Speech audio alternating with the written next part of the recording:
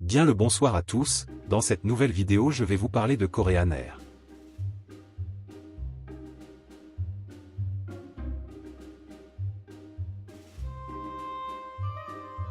En 1962, le gouvernement coréen acquit la compagnie Korean National Airlines, ce qui en fit une entreprise publique.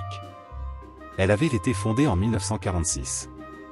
Cette année plus tard, en 1969, le groupe Hanjin racheta la compagnie et la rendit privée. Au début la compagnie opérait sur des lignes à Hong Kong, au Japon et à Taïwan. 2 ans après, elle commença ses vols cargo transpacifiques et en 1972 les vols passagers jusqu'à Los Angeles. En 1973, elle introduit le Boeing 747 et plus tard le DC-10 pour accompagner ses Boeing 707. 2 ans plus tard, ce fut la première compagnie asiatique à exploiter des Airbus avec 3 A300. Elle prit le nom que l'on connaît aujourd'hui en 1984 pour les Jeux de Séoul. C'est aussi à ce moment-là qu'elle présenta sa nouvelle livrée sur les MD-80 et les Boeing 747. Dans les années 90, Korean Air devint la première compagnie à exploiter le MD-11. Malheureusement, l'avion n'a pas satisfait les attentes de la compagnie et fut finalement converti en avion cargo. Cette compagnie avait la réputation d'être dangereuse. Le président de la Corée a même dit que cette compagnie était une honte pour la nation et a choisi Asiana Airlines pour un vol à destination des États-Unis. Entre 1970 et 1999, Korean Air perdut 16 appareils et tua plus de 700 personnes, ce qui causa la perte de partenariat entre les compagnies et des sanctions venant de la FAA, l'organisme qui contrôle l'aviation aux États-Unis. Depuis, la compagnie a investi des milliards de dollars dans la sécurité et tout est devenu très sûr. En 2000, Korean Air a fondé la SkyTeam, avec Delta, Air France et Aeromexico. En novembre 2020, le gouvernement coréen a annoncé que Korean Air allait racheter Asiana Airlines pour 1,4 milliard de dollars. Les 2 filiales low cost d'Asiana, Air Séoul et Air Busan, vont quant à elles fusionner avec Jin Air pour ne donner qu'une seule compagnie.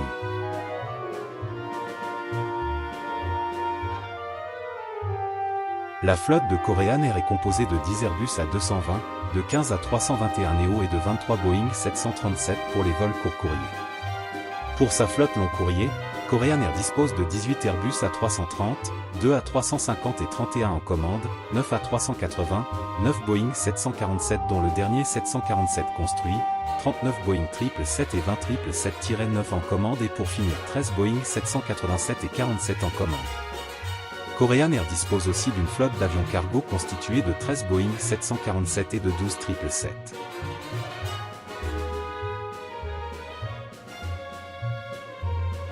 Korean Air est basé à 2 aéroports. Le premier est celui d'Incheon et le second est celui de Gimpo. Le moins important est celui de Gimpo car il ne sert que pour les vols court courrier. Incheon est le 10e plus grand aéroport d'Asie, derrière celui de Kuala Lumpur. Il a été construit sur un terrain artificiel entre 2 îles sur la mer Jaune.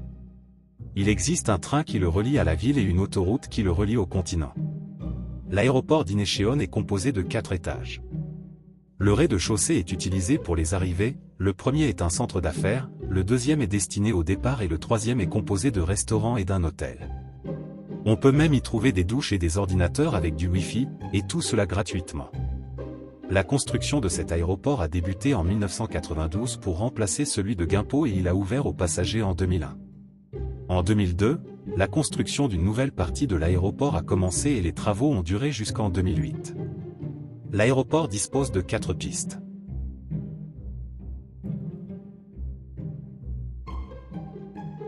Korean Air possède une filiale nommée Jin Air.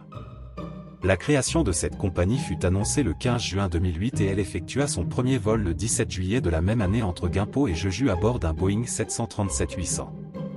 En décembre 2009, la compagnie effectua son premier vol vers Bangkok. En 2018, Jin Air était la 2e plus grande compagnie low cost de Corée du Sud. Jin Air possède une petite flotte composée de 27 Boeing 737 et de 4 777.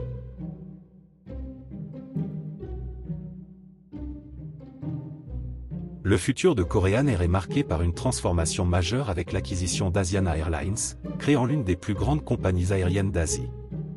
La fusion complète est prévue d'ici 2 ans. La modernisation de la flotte est également une priorité, avec l'arrivée de nouveaux Airbus A350 et Boeing 777X pour remplacer les anciens appareils. Korean Air s'engage aussi dans la transition écologique en intégrant progressivement des carburants durables dans ses vols. Financièrement, la compagnie a enregistré des résultats records en 2024, mais doit faire face à des incertitudes économiques et géopolitiques en 2025. Malgré ces défis, elle reste bien positionnée pour un avenir solide et compétitif.